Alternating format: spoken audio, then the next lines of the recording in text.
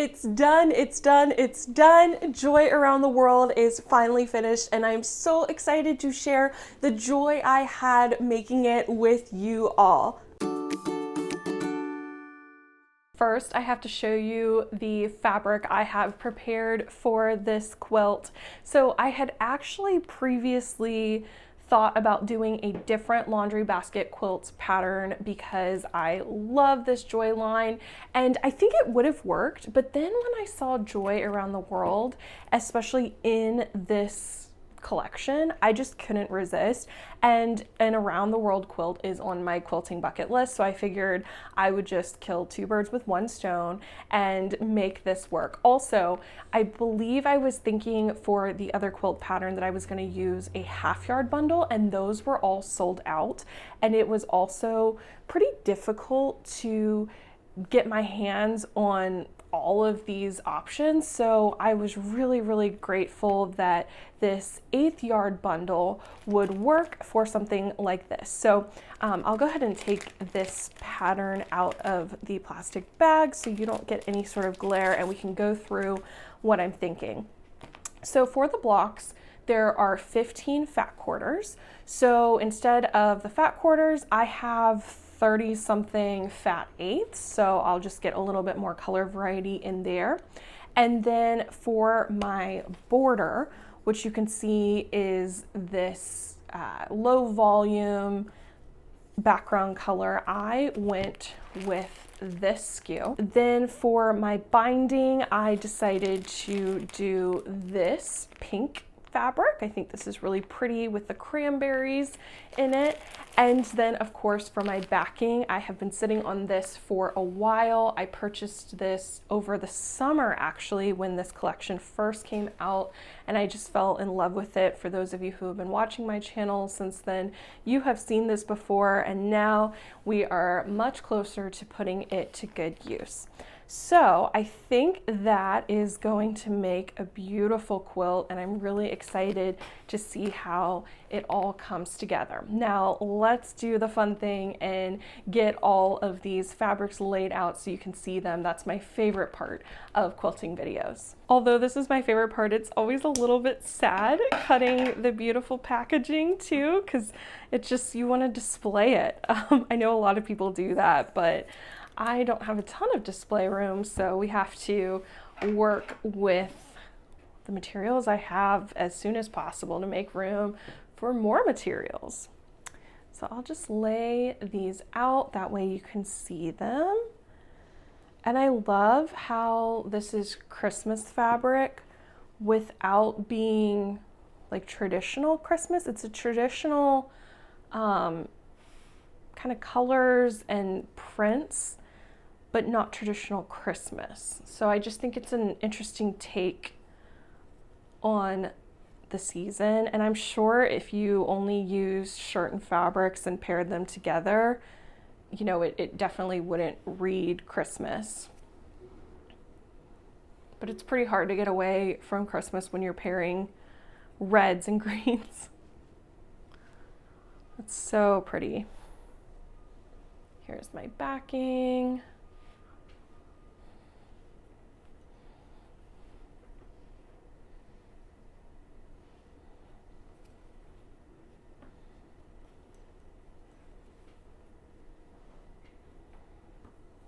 Almost like a candy cane. And then here is my border fabric. And you saw my binding up here.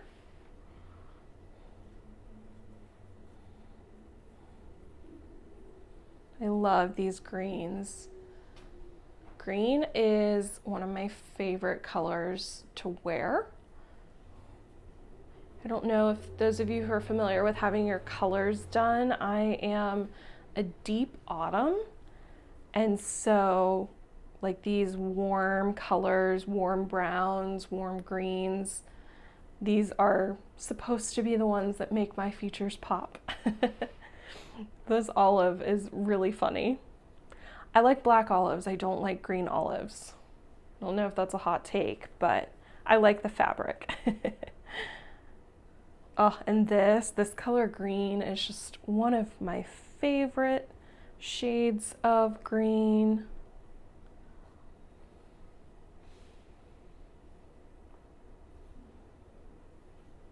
Let's see, this is actually interesting. Oh, this is like a, oh, look at that. So this actually looks like it is the same as the border. So I'm actually curious now to see, is this border pieced or were they using this cheater fabric? And so mine's gonna read a little bit different since I have this lighter border now. Let's see. Yep, sure enough. So it says here in one of the steps, and you can't see that, there we go. So pre-printed panel.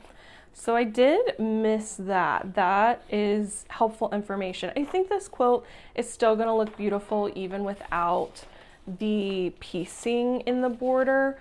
But just for those of you who either haven't made this yet or want to make this, to get the look of these blocks, you would either have to figure it out yourself and how to get that look, or you would have to find this fabric and purchase it and then cut it yourself. So that's would have been helpful information, I feel, but now I can save you that uncertainty. I'll still keep this fabric. Maybe we'll be able to do something fun with it.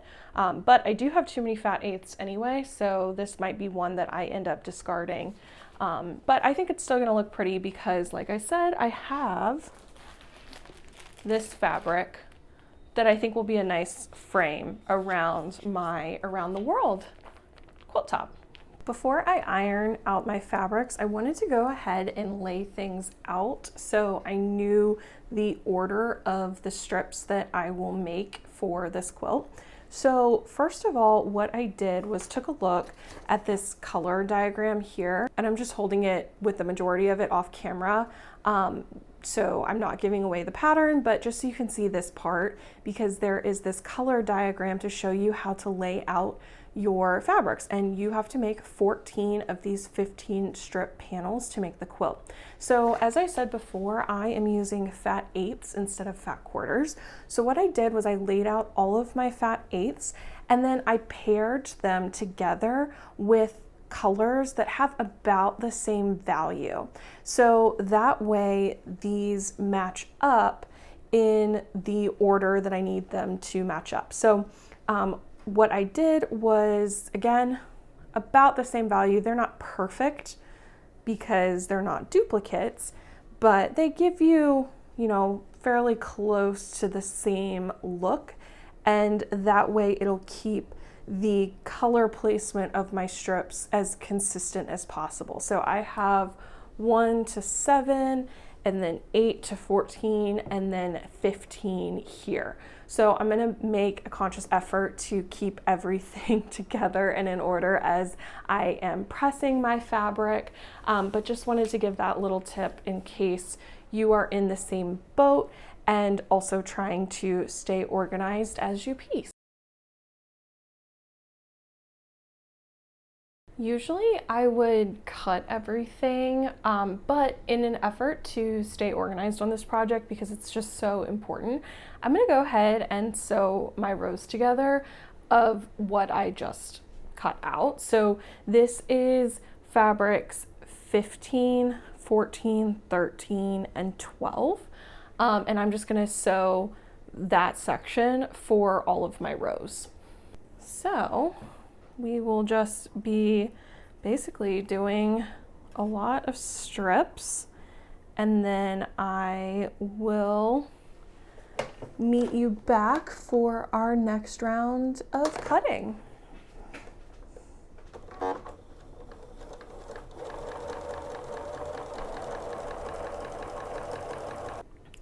Now I have half of my strips done from this first set of colors. So I just need to press these and then I can jump into the others. Now, I quickly found out as I was making these, one fat eighth bundle is just not enough. I'm going to need a second one, which is disappointing, but I had expected it just because I was making this from something different than what the pattern called for. But I was hoping I would get lucky with being able to utilize that, but you are just a little bit short. I'll show you when you're cutting. You have about this much fabric left over. And so as you can imagine, with a fat quarter bundle, you would have double this amount, and that is right at about 2.5 inches wide, which is the width of the strips that you need. So anyway, didn't work out, but that's okay. Thankfully, there are still some fat eighth bundles in stock, and I actually may even do the math to see if I can make it work with a jelly roll, because I'm not like half short. I'm probably, I don't know, I need to again do the math, but I think I'm only like 4 of these strips short after using my fat eighth bundle. So I might be able to get away with a jelly roll. That way it just saves me a step with cutting, because again, these are 2.5 inch strips. So anyway, now it's time to press these, and then I will have, as I said before, half of my strips done, and then I can start on my complementary colors, if you will. And so you can kind of see how they flow based on the stack here. But again, the idea is that these, you know, kind of match up together. So it's going to hopefully continue, you know, this pattern well. You'll still be able to see the pattern. Hopefully, that is my hope. Again, this is a huge experiment, and really just jumping in with a lot of assumptions. So this might actually end up being maybe my worst quilt ever. I don't know, but I, again, love the fabric, so it's fun to work with it. So anyway, let's press, and then I am going to cut and sew these up, and then we're going to get into the subcutting to actually give us our beautiful secondary pattern. I got my jelly roll in the mail, and the math actually did work out for me to be able to use this pre-cut. So that was fantastic, because I had already made so much progress with my fat eighth bundle. So I was just really excited to get all finished with piecing my strips. That way I could start laying all of the 2.5 inch square strips out. So with that, we can jump into matching up those strips with my existing layout of the fabric. Remember, this is a controlled scrappy quilt. It's very planned, so I'm gonna have to do a little bit of matching up and some mental gymnastics. I also want to show you the method I used for laying everything out in the Around the World pattern, and I have to give all credit to Donna Jordan, who I was so saddened to hear of her death, and just send the best wishes and prayers for her family during this difficult time. But I was one of many I know she taught about quilting, and this was a tip I learned along the way. So what I did was I just sewed all of my strips the same way, and then created a loop with them. And after I had that loop, I just laid out all of my strips, and then used a seam ripper to separate them at the squares that made sense to create this pattern. So it was an ascending green square, dark green square, that I was really paying attention to when making this.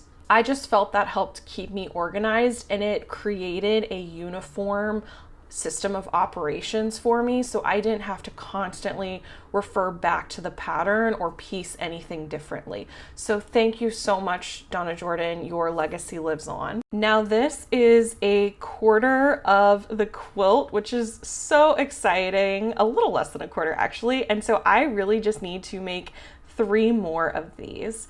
Now, in looking at my pattern here, I am going back and repeating the same process Once again, making sure that I am matching up my fabrics based on their approximate value because the print is not the same. I have more of that print variation there. As always, Gumbo was a great project manager, and you can see him guarding my beautiful quilt. The rest of the quilt was truly just piecing all of these strips together. It was not very exciting, so apologies for the lack of content, but I cannot wait for the grand reveal. This was a bucket list quilt style for me, and it just turned out beautifully. Now, it's ahead of schedule for my second deadline because I missed my first deadline, which was Christmas of 2024, but I'm really excited to be able to enjoy this one for Christmas in 2025. And you know what? I just really enjoyed making it even though the season has passed. So that is always a happy thing when all of the stars align to result in a beautiful quilt. I've said this before and I'll say it again, an around the world quilt is not necessarily an easy quilt. It is easy in concept, but in execution, accuracy is everything. Perhaps more so in this sort of quilt than even other quilts where accuracy is always important, because the entire quilt is made up of 2.5-inch squares, and you need rows and rows and rows and rows of those 2.5-inch squares to be consistent so that all of your intersections match up. I'm really happy that I took a stab at this project because it really exposed some gaps in my current quilting abilities in terms of that accuracy, because I realized how much bigger or smaller some of those squares were, either after cutting or after the piecing side of things. And that was really helpful for me to see, okay, I really need to shape up on my skills for other projects, because if I'm seeing it in this one, I'm definitely going to be seeing it in others. That said, this quilt is probably not my flattest or most beautiful quilt top. I am hoping that some of the quilting will kind of relieve some of the puckering or the distortion that you might see from me trying to line everything up with pins. But ultimately, a finished quilt is a finished quilt, and I still think it looks good, although someone with more years of experience could probably do a much better job executing. In terms of the quilting, here are a few options that I'm thinking about. I would love to hear from you on what you think is the best pantograph for me to choose. I send my quilts to Sundance Quilting out in Utah, and they have always done a fantastic job, so that is where this one is going as well. And I have shown before the backing and binding that I will be using for this project, so really excited to see it all come together. I have so many works in progress that are close to the finish line, or actually quilt tops that are already finished that need to go to my wonderful quilters, and so I'm going to do a separate video when I get a bunch of those back on finished quilts, so stay tuned to see the fully finished project, as well as some of my other quilts that I have either finished or teased before in my YouTube channel. And don't forget to subscribe so you don't miss that. As always, it is an honor and a pleasure to have you join me in my craft room. Thank you so much for spending some of your valuable time with me and for all of your encouragement and advice in the comments section.